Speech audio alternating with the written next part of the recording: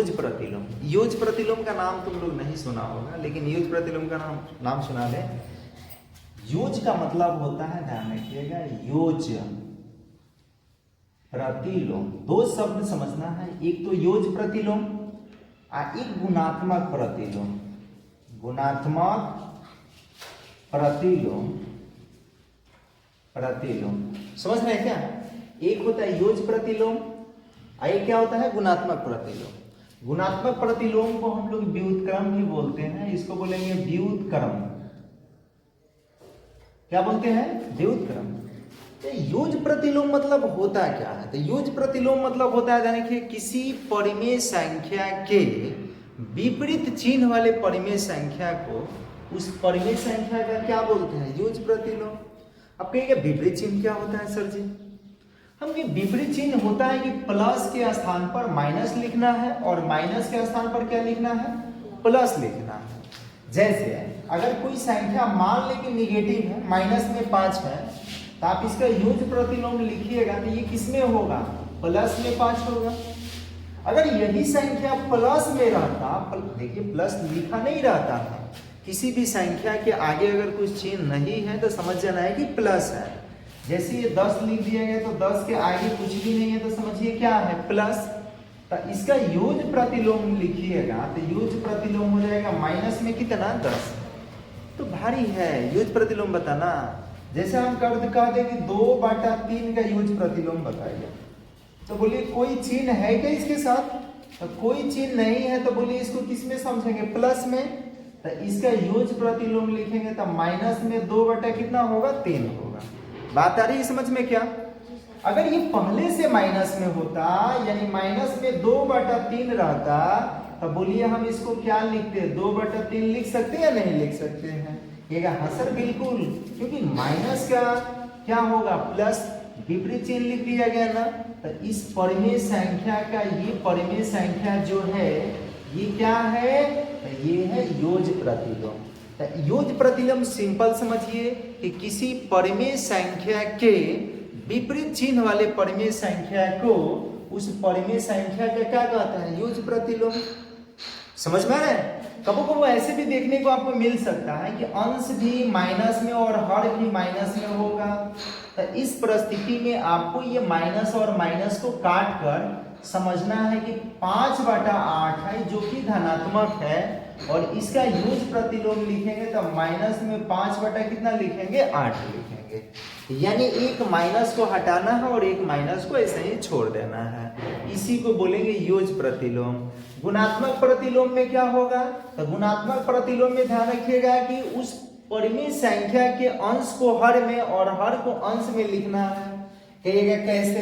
हम कहेंगे जैसे माइनस में 3/5 है तो आप चिन्ह मत बदलिए, आप परिमेय संख्या को ही बदल दीजिए, यानी अंश को हर में लिख दीजिए और हर को अंश में लिख दीजिए। यानी ये लिख सकते हैं 5/-3।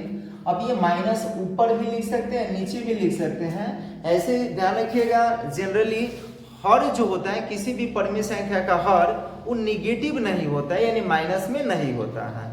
तो यहाँ माइनस न लिख के आप इसको चाहें तो -5/3 लिख सकते हैं। तो इसका गुणात्मक प्रतिलोम क्या हो गया? माइनस में 5/3।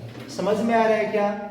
अगर हम कहें a/b का गुणात्मक प्रतिलोम बताइए तो बोलिए क्या लिखिएगा? b/। अगर हम कहें 2/5 का गुणात्मक प्रतिलोम क्या होगा तो क्या कहिएगा? 5/। हम करें 5 का गुणात्मक प्रतिलोम आप बता दीजिए, तो 5 का गुणात्मक प्रतिलोम क्या होगा? इसके बट्टा में पूछना था क्या है? 1। तो इसका उल्टा करेंगे, यानी 1 कितना होगा? 5 होगा। बात आ रही है समझ में? अगर ये 1/5 ही पहले से रहता तो इसको लिखते 5/1, यानी ओनली क्या? 5 लिखते हैं। तो इस तरह से हम लोग समझ नहीं सकते हैं क्या कि गुणात्मक प्रतिलोम क्या होता है और योज प्रतिलोम क्या होता है। योज प्रतिलोम में चिन्ह बदलना है और गुणात्मक प्रतिलोम में क्या करेंगे? अंश को हर में और हर को अंश में। बाबू तुमको समझ में आ रहा है कि नहीं समझ आ रहा है? बना लीजिएगा ना, है? आप लोग समझ रही है ना? तो यहाँ इसका डिफिनेशन लिख देते हैं दोनों को। पहला हेडिंग आपको बनाना है योज प्रतिलोम। योज प्रतिलोम लिखना है और लेकर 5 देना है। योज प्रतिलोम, इसको योगात्मक प्रतिलोम भी बोलते हैं, याद रखिएगा। इसको क्या बोलेंगे? योगात्मक प्रतिलोम भी बोलते हैं, तो एक ही नाम है। लिखेंगे कि किसी परिमेय संख्या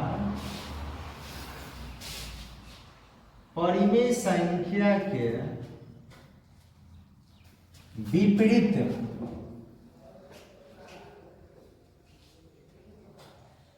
विपरीत चिन्ह वाले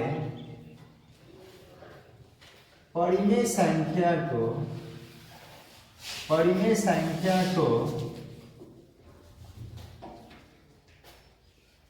उस परिमेय संख्या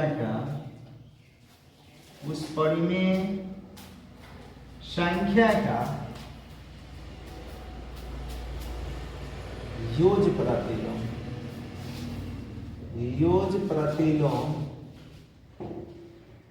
योज प्रतिलोम क्या है? मतलब क्या? योगात्मक प्रतिलोम। योज प्रतिलोम कहा जाता है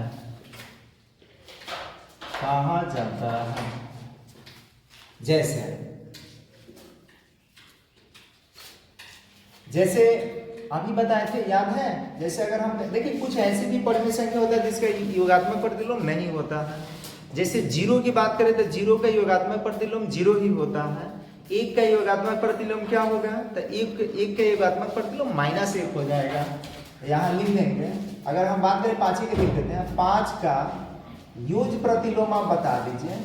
तो योज प्रतिलोम बताओ बाबू सभी लोग, योज प्रतिलोम क्या होगा बताइए? -5 होगा। अगर यही -5 रहता, -5 का योज प्रतिलोम तो बोलिए क्या होगा? तो -5 का योज प्रतिलोम कितना होगा? +5 होगा ना। अगर हम बात करते हैं 1/2 का योज प्रतिलोम बताइए, योज प्रतिलोम तो क्या बता सकते हैं? बोलिए, बता सकते हैं नहीं बता सकते हैं? कितना होगा? कितना होगा? पिटाओगी तुम। 1/2 है तो चिन्ह ना बदलना है। प्लस में है कि माइनस में? किसमें है ये?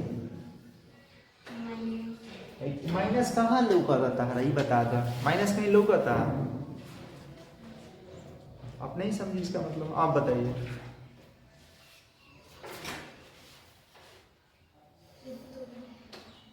तुम पिटाओगी क्या? समझ ली? उल्टा समझ ली तुम? हाँ, बैठो तुम। ठीक है, अभी क्या बोलेंगे? यहाँ पर दिख रहा है, हम पलटे हैं और इसको हर कौन में लिखेंगे? जो परिमेय संख्या वही लिखा गया, केवल उसका चिन्ह बदला गया है। ये प्लस में है तो माइनस में, माइनस में है तो प्लस में, तो ये भी तो प्लस में है, इसका -1/2 लिखना है ना। अगर हम कहें कि माइनस में 3/-5 है, इसका योज प्रतिलोम बताइए। तो अभी जस्ट इसके पहले बताए थे कि 2 बार माइनस रहते, 1 बार ही माइनस हटाएंगे और ये हो जाएगा माइनस में कितना? 3/5। मतलब एक्चुअल में है क्या ये -3/-5 है क्या? ये प्लस है, ये तो कट जाएगा ना। तो 3/5 है तो ये प्लस में है। अब प्लस वाला ये क्या लिखते हैं योज प्रतिलोम में? माइनस में लिखते हैं। ठीक है, अगर हम बात करें किसी भी कोई भी परिमेय संख्या लिख सकते हैं, कोई जरूरी नहीं कि यही लिखिएगा। अगर 2/-15 का हम योज प्रतिलोम पूछ रहे हैं, योज प्रतिलोम बताइए, तब बोलिए क्या होगा? योज प्रतिलोम बताइए क्या होगा? माइनस में है, ये दिख रहा है बाबू क्या तुमको? माइनस में है नहीं ये, तो बोलिए किस में होगा? तो माइनस में रहता है तो प्लस में, तो यहाँ पे लिखेंगे 2/15। समझ रहे हैं क्या? तो ये हुआ योज प्रतिलोम या योगात्मक प्रतिलोम। दूसरा पढ़ना हम लोगों को गुणात्मक प्रतिलोम।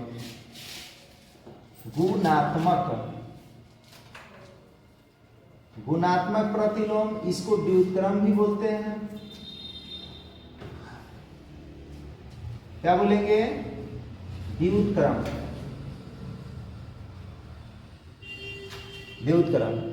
तो देखिए, गुणात्मक प्रतिलोम आपको याद रखना होगा। इसमें क्या बोलेंगे? किसी परिमेय संख्या के विपरीत परिमेय संख्या को, उसका क्या बोलेंगे? गुणात्मक प्रतिलोम बोलेंगे। ठीक है, तो लिखेंगे किसी परिमेय संख्या किसी परिमेय संख्या के विपरीत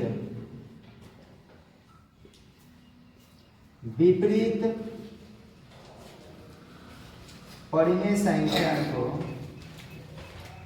संख्या को उसका गुणात्मक प्रतिलोम कहा जाता है। गुणात्मक प्रतिलोम कहा जाता है, ध्यान दीजिए, कहा जाता है।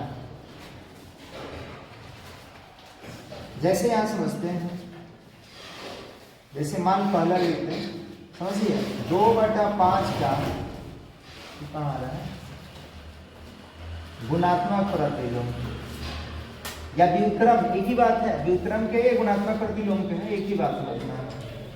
तो बोलिए कि इसका गुणात्मक प्रतिलोम क्या होगा। तो अंश को हर में, हर क्या है 5, अंश क्या है 2, तो अंश नीचे और हर ऊपर हो जाएगा, तो यही होगा। अगर हम यहाँ लिख दें कि माइनस में 3/7 है, इसका आप बताइए गुणात्मक प्रतिलोम क्या होगा। तो माइनस में है तो माइनस हमको कोनो लेना देना नहीं है, अंक को आपको पलट देना है। 3/7 को 7/3 लिखेंगे, माइनस को छोड़ देंगे, ये इस तरह से लिखा जाएगा। अगर हम बात करते हैं 1 का गुणात्मक प्रतिलोम बताइए, तो 1 का गुणात्मक प्रतिलोम जो होगा 1 ही होगा, ये नहीं बदलता है गुणात्मक प्रतिलोम, ठीक है। गुणात्मक प्रतिलोम क्या होगा, तो ये 1 ही होगा। अगर माइनस में रहता तो -1 हो जाता। समझ में आ रहा है क्या, तो इसको नोट कीजिए और बता रहे हैं आपको।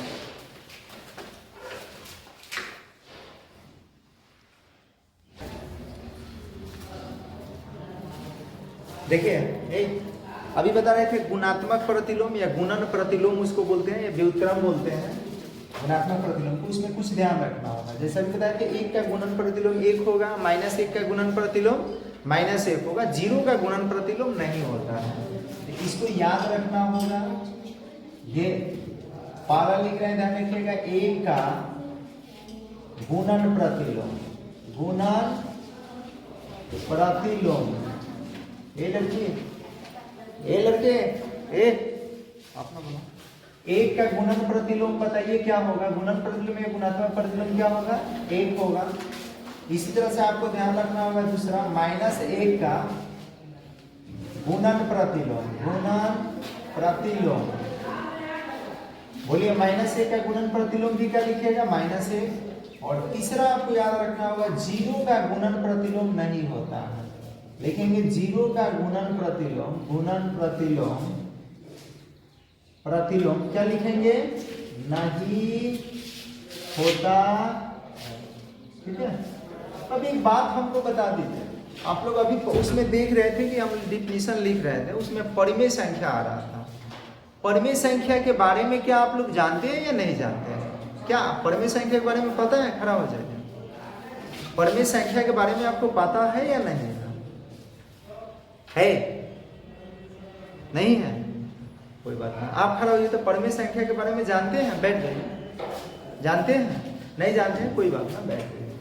देखिए थोड़ा सा हम लोग जान लेंगे किसके बारे में, परिमेय संख्या के बारे में। परिमेय संख्या, ठीक है। परिमेय संख्या बोलते हैं, ध्यान रखिए, किसी भी संख्या को आप परिमेय संख्या कह सकते हैं, बशर्ते उसको बाटा के रूप में लिखा जा सकता है। बाटा के रूप मतलब, बाटा मतलब क्या होगा, भिन्न के रूप में लिखा जा सकता है। आप कहिएगा भिन्न क्या होता है, तो भिन्न ध्यान रखिए, किसी पूर्णांक के टुकड़ा को हम लोग भिन्न कहते हैं। जैसे आपके पास एक रोटी है, अब जब इसको टुकड़ा कर दीजिएगा, मान लीजिए ये एक रोटी हो गया, इसको टुकड़ा कर दिए 2 हिस्सा में। कई हिस्सा में बांट दिए? 2 हिस्सा में बांट दिए, और एक हिस्सा आपको दे दे और एक हिस्सा ध्यान रखिएगा हम खा जाए, तो पूरा रोटी कैगो है, पहले ये देखना है, रोटी को लिए कैगो है, एगो है, उसमें कितना टुकड़ा हुआ है, 2 टुकड़ा हुआ है ना, तो यहाँ लिखेंगे 1/2। नहीं समझ में? फिर बता रहे हैं, समझिए। हम मान लेते हैं कि मेरे पास एक कागज के ये पन्ना है, कागज है, ध्यान रखिएगा, हम इसको 3 हिस्सों में बांट दिए। कितना हिस्सों में बांट दिए? 3 हिस्सों में बराबर बराबर हिस्सों में बांट दिए। ये जो हिस्सा है बराबर बराबर को डिनोट करता है। तब बोलिए कागज के टुकड़ा मेरे पास कै गो, एगो, लेकिन उसको बांटे कै जगह है, तो यहाँ बाटा में लिखेंगे 3। तो इस तरह के अगर कोई भिन्न, मतलब ये ध्यान रखिएगा, टुकड़ा बन रहा है जिसको खंड कहते हैं, तो उसी को हम लोग भिन्न कहते हैं। क्या कहते हैं? भिन्न। तो भिन्न कोनो बाहरी नहीं है। अब कहें कि मेरे पास एक रोटी है, इसका 4 टुकड़ा करना है, तो बस आपको ये देखना है कि कै गो रोटी है। बोलिए कै गो रोटी? एक गो। कै टुकड़ा कर दिए, तो जितना टुकड़ा उसको बाटा में लिखते हैं। तो बाटा वाले ये बताता है कि इसको इतना जगह बांटना है, यानी एक में कै जगह बांटना है? 4 जगह। तो इसी तरह से अगर लिख दे 2/3, इसका मतलब 2 में कै जगह बांटना है? 3 जगह। अगर हम लिख दे 3/4, तो इसका मतलब 3 में कै जगह बांटना है? 4 जगह, और बराबर बराबर बांटना होगा। ये भी ध्यान रखिएगा। ऐसे ना कि हम खाए 2 गो तारा के दिए टुकड़ा, ये नहीं चलेगा भाई। समझ में आ रहा है क्या? तो अगर 5/6 लिख दिया गया, इसका मतलब 5 में कै जगह बांटना है?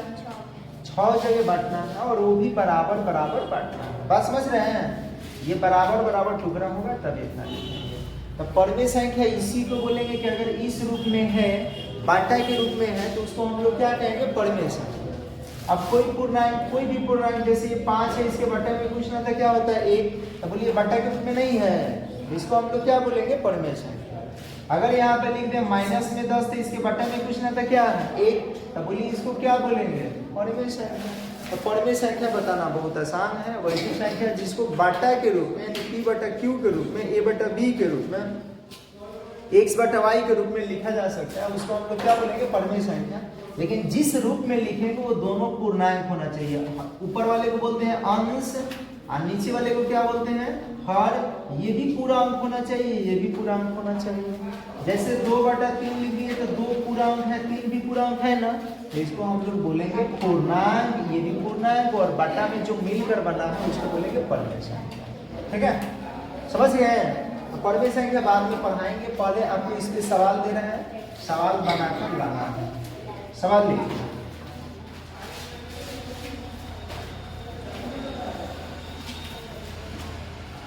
देखिए क्वेश्चन नंबर पहला क्या कह रहा है? कह रहा है कि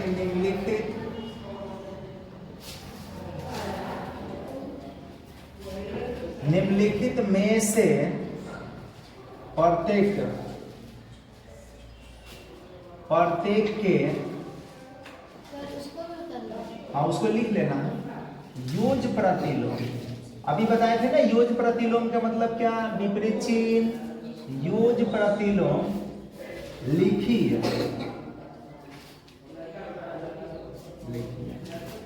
पहला सवाल है 2/3, दूसरा सवाल है 25/9, तीसरा है -16, चौथा है -15/8, पांचवा है 0, छठा -5/-7, और ये आठवां जो है, ऐसे सातवां जो है 13/-5, और आठवां है -2/15। पहला सवाल। दूसरा सवाल कह रहे हैं कि निम्नलिखित की गुणात्मक प्रतिलोम लिख दिया। निम्नलिखित के गुणात्मक प्रतिलोम। गुणात्मक यानी गुणन। गुणात्मक है या क्या कहें? गुणन, या इसको व्युत्क्रम भी कह सकता है। प्रतिलोम लिख है।